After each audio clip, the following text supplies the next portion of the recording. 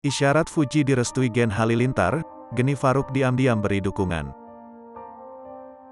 Tarik Halilintar mengungkap cerita Geni Faruk diam-diam memberi dukungan untuk jalinan asmara dengan Fuji.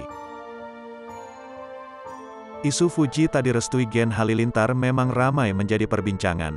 Namun kini, Geni Faruk mulai menepis kabar tersebut. Ternyata, Ibunda Atta Halilintar memberi dukungan untuk hubungan Tarik dan Fuji. Hubungan Tarik Halilintar dan Fuji ternyata sudah diketahui oleh Geni Faruk. Mengetahui hubungan Tarik Halilintar dan Fuji, Geni Faruk ternyata sempat memberikan pesan untuk sang anak.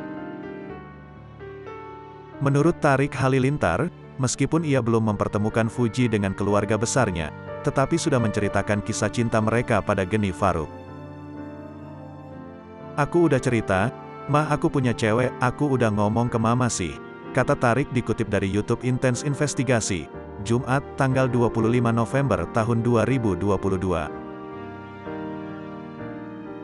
Dikatakan Tarik Halilintar, ibundanya mendukung hubungan mereka. Tetapi sang ibunda memberikan pesan yang harus diingat Tarik Halilintar.